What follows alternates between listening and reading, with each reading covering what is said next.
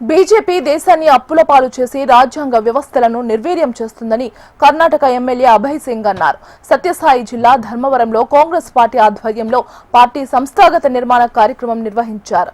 ఈ కార్యక్రమానికి Karnataka MLA Ajay Singh, APCC పరిశీలకులు తులసిరెడ్డి హాజరయ్యారు.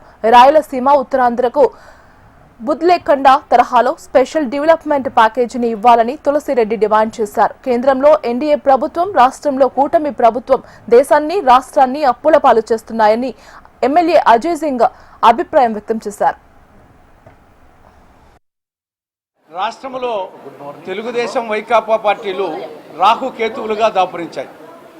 బీజేపీ ఏమో ఈ దేశాన్ని అప్పుల భారత చేసింది, రాజ్యాంగ వ్యవస్థను నిర్వీర్యం చేసింది, రాష్ట్రానికి సంబంధించి ప్రత్యేక హోదాకు పంగనామాలు పెట్టింది, రాయలసీమకు, ఉత్తరాంధ్రకు బుందేల్ఖండ్ తరహా స్పెషల్ డెవలప్మెంట్ ప్యాకేజీకి తిలోదకాలు ఇచ్చింది. విభజన చట్టంలోని అనేక అంశాలు అమలు చేయకుండా గత 11 సంవత్సరాలుగా కేంద్రంలోని మోడీ ప్రభుత్వం అటు దేశానికి, ఇటు రాష్ట్రానికి తీరని ద్రోహం, అన్యాయం, మోసం చేసింది. రాష్ట్రంలో ప్రాంతీయ పార్టీలైనటువంటి జగన్ పార్టీ కానీ, టీడీపీ కానీ బీజేపీ చేతిలో కీలుబొమ్మలుగా మారి నరేంద్ర మోడీ, అమిత్ షా సిట్ అంటే సిట్, స్టాండ్ అంటే స్టాండ్ అనే పరిస్థితిలో ఆ పార్టీలు ఉన్నాయి. ఈ రెండు ప్రభుత్వాలు ఆంధ్రప్రదేశ్ను అప్పుల ఆంధ్రప్రదేశ్గా, అరాచక ఆంధ్రప్రదేశ్గా, ఆటవిక ఆంధ్రప్రదేశ్గా, మధ్యాంధ్రప్రదేశ్గా, జూదాంధ్రప్రదేశ్గా తయారు చేశాయి.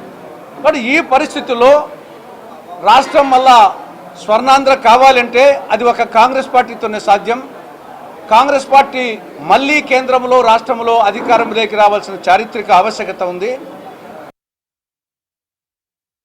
तो आज के दिन जो मोदी जी, यहाँ के जो बीजेपी एमएलए हैं, समझना है कि जिस तरह नरेंद्र मोदी उनकी सरकार, उनके 303 सीट थे 2019 में पुलवामा करके जो 303 तक वो पहुंचे थे. ये बार वो हर बार बोल रहे थे कि 400 पार है, मगर आप लोग देख रहे हैं कि सिर्फ 240 सीट उन्होंने जीता है. आज के दिन अगर वो पूरे देश में उनका, अगर ये एनडीए का सरकार है, वो है चंद्रबाबू नायडू के बल पे है, नीतीश कुमार के बल पे है. हर तरफ हम देख रहे हैं कि वोट चोरी हो रही है, क्योंकि आंध्र प्रदेश में रहने दो या कोई और क्षेत्र में रहने दो, हम बहुत सारे जगह पे देखे हैं जो हमारे मुखंड, हमारे कार्यकर्ता 60 से 80 लोग हैं, वैसे बूथ में भी सिर्फ एक ही वोट हमको गिरा है.